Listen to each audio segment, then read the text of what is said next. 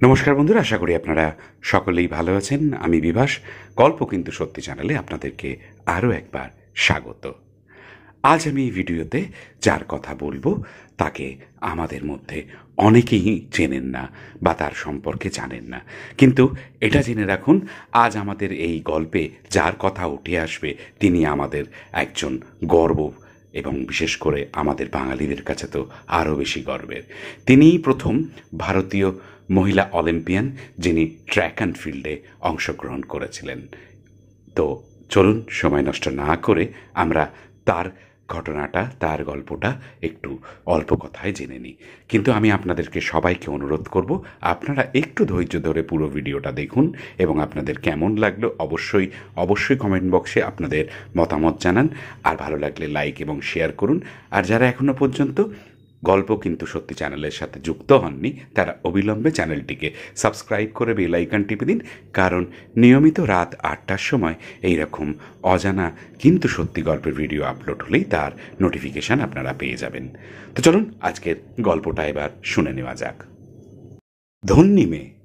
এই ধন্যী মেয়ে বলতে গেলেই প্রথমে আমাদের সেই বাংলার বিখ্যাত সিনেমাটার কথাই মনে পড়ে।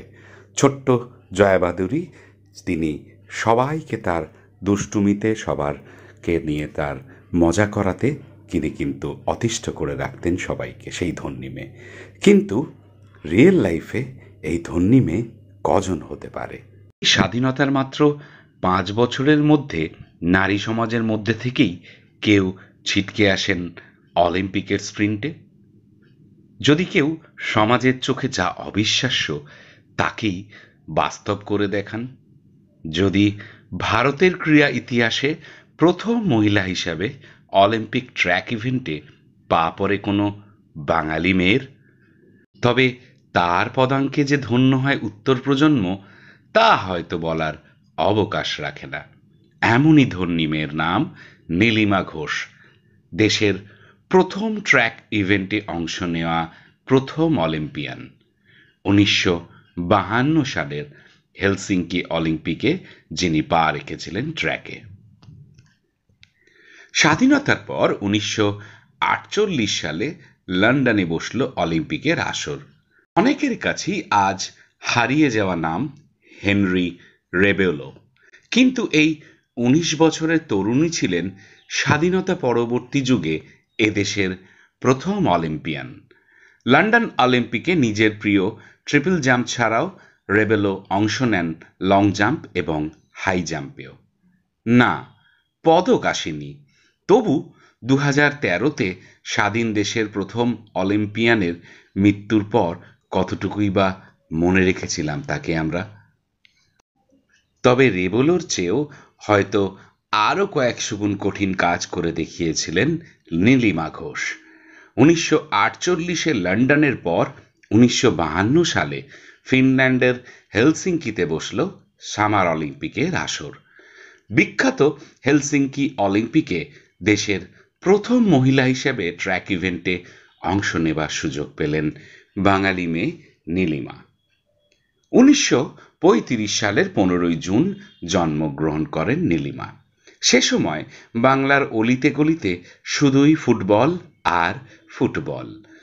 40-এর দশকে সমাজের গোঁড়া মানসিকতার কারণে স্বতঃস্ফূর্তভাবে ক্রীড়াক্ষেত্রে মেয়েদের আগমন ছিল বিরল। তবুও সার্কাস আর জিমন্যাস্টিকে মহিলাদের প্রদর্শনের জায়গা থাকলেও খেলার মূল স্রোতে মেয়েদের আসাটা শুরু হয়নি সেইভাবে সেই সময়। এরই মাঝে দেশভাগের আবার অন্ধকার। সামাজিক পরিস্থিতি এতটাই উত্তপ্ত যে মেয়েদের ঘর থেকে বেরোনোই ক্রমশ কঠিন হয়ে পড়ল। কিন্তু নীলিমার উত্থানটা বড়ই অদ্ভুত, তার চেয়েও বেশি আকস্মিক। 1952 সালের হেলসিঙ্কি অলিম্পিকের পরে আর কোনো মেজর বা মাইনর ইভেন্টে অংশ নেওয়ার তথ্য পাওয়া যায় না তার সম্পর্কে। হেলসিঙ্কিতে যখন নীলিমা ডাক পেয়েছিলেন তখন তার বয়স ছিল মাত্র 17 বছর। একই সঙ্গে আরও এক ভারতীয়র পা পড়েছিল ট্র্যাকে ওই অলিম্পিকে, তিনি মেরি ডিসুজা। তবে মেরি ডিসুজা তখন ক্রীড়ামহলে কিঞ্চিত পরিচিত নাম। তার কারণ তিনি ইতিমধ্যেই 1951 সালের এশিয়াডে ব্রোঞ্জ জয় লাভ করেছিলেন। শোনা যায় ভারত সরকার প্রাথমিকভাবে হেলসিঙ্কিতে পাঠাতে চাননি মেরি ডিসুজা এবং নীলিমা ঘোষকে। সে সময় ফিনল্যান্ড যাওয়ার অত্যাধিক খরচ বহনের ভার নিতে চাননি সরকার। তাই শেষ অবধি ডিসুজার বন্ধুদের উদ্যোগেই জোগাড় হয় ফান্ড। নীলিমা ঘোষ ওই অলিম্পিকে অংশ নিয়েছিলেন দুটি ইভেন্টে, 100 মিটার স্প্রিন্ট এবং 80 মিটার হার্ডল রেসে। 100 মিটারে প্রথম রাউন্ডের প্রথম হিটেই ট্র্যাকে পা রাখেন নীলিমা ঘোষ এবং সেই সাথেই তৈরি করেছিলেন এক ইতিহাস। কারণ প্রথম স্বাধীন ভারতীয় মহিলা হিসাবে তিনি অলিম্পিকের আসরে ট্র্যাকে পা রেখেছিলেন। এই 100 মিটার হিটেই তৃতীয় স্থানাধিকারিণী আর্জেন্টিনার লিলিয়ান হেইন্সের থেকে মাত্র 0.1 সেকেন্ড পরে শেষ করেছিলেন। তার সময় লেগেছিল 13.6 সেকেন্ড। আর 80 মিটার হার্ডেলে তিনি শেষ করলেন হিটের বিজয়িনীর চেয়ে 2 সেকেন্ড পরে। ফলত পদকের থেকে অনেকটাই হয়তো দূরে শেষ করেছিলেন নীলিমা ঘোষ। কিন্তু স্বাধীনতার 5 বছরের মধ্যেই নীলিমার অলিম্পিকে অংশগ্রহণ ভেঙে দিয়েছিল অনেক মিথ।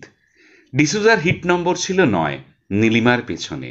তাই একই অলিম্পিকে অংশ নেওয়া সত্ত্বেও প্রথম মহিলা অলিম্পিয়ান কিন্তু ট্র্যাক অ্যান্ড ফিল্ডে আমাদের বাঙালি নীলিমা ঘোষই হয়ে গেছিলেন।